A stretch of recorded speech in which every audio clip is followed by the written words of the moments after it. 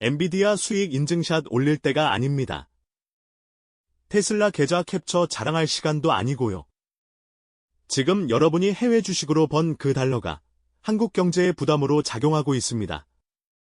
2026년 1월 18일, 바로 오늘 IMF가 발표한 글로벌 금융안정 보고서에서 경고한 핵심 지표를 보겠습니다. 대한민국의 환노출 달러 자산 규모가 외환시장 거래량의 25배에 달한다. 25배요. 이게 뭔 소린지 지금 모르시겠죠? 괜찮습니다. 3분 안에 여러분 손에 든 스마트폰이 폭탄 타이머처럼 느껴지게 만들어드리겠습니다. 졸라맨입니다. 오늘은 위로 없습니다. 팩트만 있습니다. 자, 일단 환노출 달러 자산이 뭔지부터 알아야겠죠.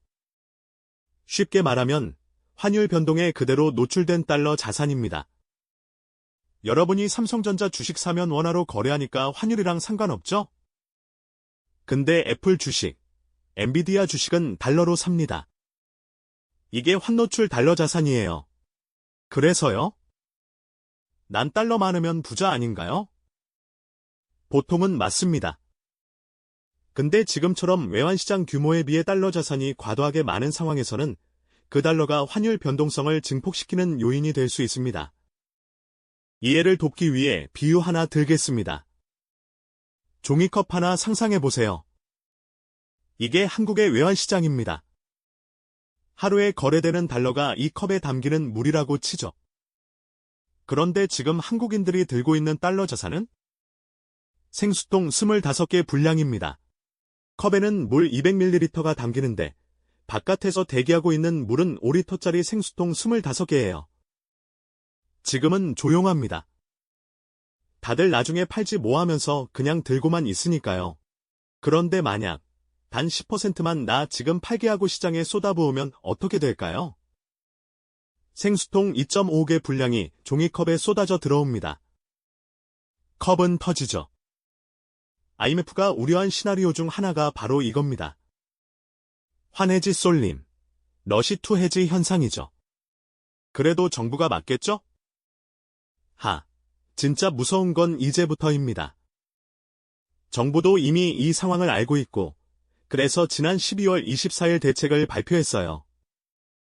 근데 그 대책이 뭔지 아세요? 여러분한테 스스로 해지하라고 도구를 주는 겁니다. 무슨 소린지 궁금하시죠? 잠깐만 기다리세요. 그 전에 환율이 급등하면 여러분 통장에 어떤 일이 벌어지는지부터 보여드릴게요. 현재 원달러 환율이 1470원대에서 움직이고 있습니다. 만약 이게 1500원을 넘어서면 한국 경제에 무슨 일이 벌어질 수 있는지 3가지 시나리오로 보여드리겠습니다. 첫 번째, 아파트 담보대출 금리. 지금 변동금리로 대출 받으신 분들, 금리가 연 4.5% 정도 되시죠? 환율이 급등하면 한국은행이 원화 가치 방어를 위해 기준금리를 올리는 시나리오를 고려할 수 있습니다. 만약 기준금리가 1%포인트 상승한다면 변동금리는 5.5에서 6%까지 올라갈 수 있어요. 4억 대출 기준으로 계산해보면 월 이자가 약 50만원 정도 추가될 수 있습니다. 1년이면 600만원 정도죠. 두 번째, 수입 물가. 한국은 주요 품목의 상당 부분을 수입에 의존합니다. 환율이 급등하면 수입 물가가 동반 상승하는 패턴이 반복되어 왔습니다. 과거 사례를 보면 환율 15% 상승 시 수입 물가도 비슷한 수준으로 올랐던 적이 있죠. 생활 물가로 체감하면 식료품이나 에너지 가격이 오르고 그게 결국 택배비, 외식비 같은 전반적인 물가 상승으로 이어질 수 있습니다. 세 번째, 기업 부도. 수입 원자재에 의존하는 중소기업들은 환율이 급등하면 원가가 20에서 30% 뛰는데 판매가에 그대로 전가할 수 있을까요? 못합니다. 그러면 마진이 마이너스로 돌아서고 흑자 도상 가능성이 높아지죠. 와, 진짜 심각하네요. 그래서 어쩌라고요? 하지만 진짜 무서운 건 이런 위기 시나리오가 금융기관, 기업, 그리고 개인의 자금 흐름이 동시에 겹칠 경우 증폭될 수 있다는 겁니다. 여러분이 그리고 옆집 아저씨가 회사 동료가 에이 나 하나쯤이야 하면서 동시에 달러를 팔기 시작하면 그게 눈덩이처럼 커져서 외환시장에 큰 부담이 될 수 있어요. 그래서 정부가 뭘 준비했냐고요?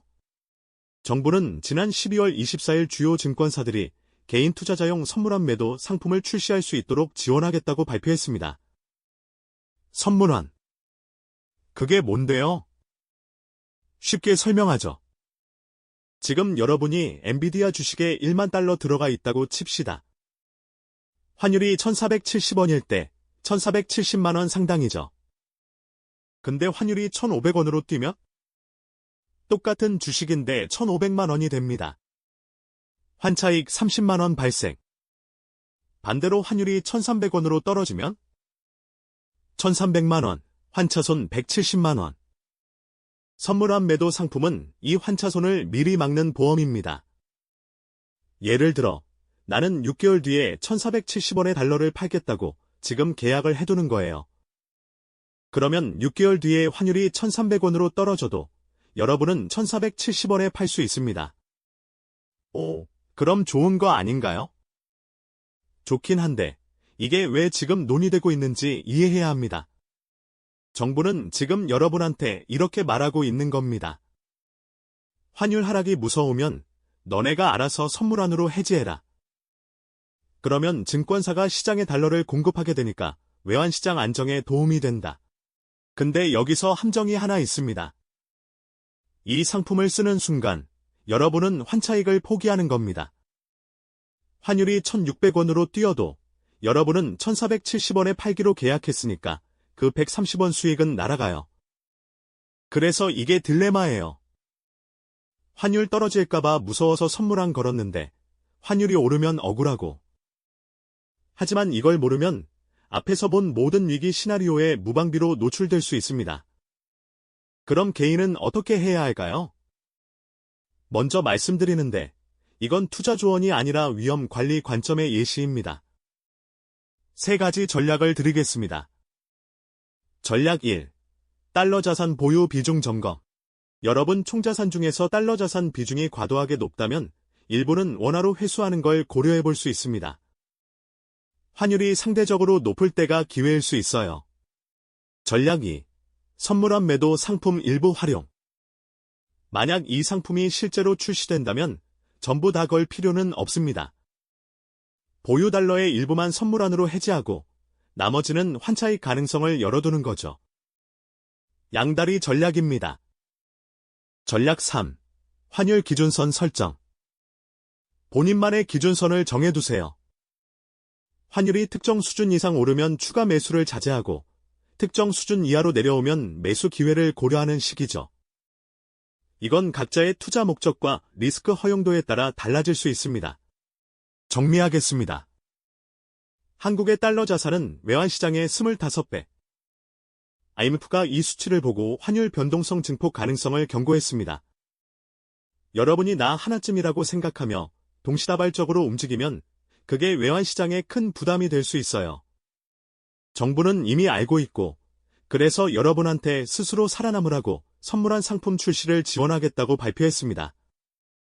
근데 이걸 모르는 사람들은 환율 급등하고 나서 패닉에 빠져서 손절하고 대출 이자 폭탄 맞고 물가 폭등에 허덕일 수 있습니다. 공포에 떨지 마세요. 이 시스템을 이해하고 대비하는 사람만 살아남습니다. 여러분이 지금 이 영상을 본 것만으로도 대한민국 상위 5% 안에 들어왔습니다. 나머지 95%는 아직도 수익 인증샷 올리고 있거든요. 졸라맨이었습니다. 구독, 좋아요는 선택이지만 여러분 통장은 선택이 아닙니다. 다음 영상에서 또 팩트로 뵙겠습니다.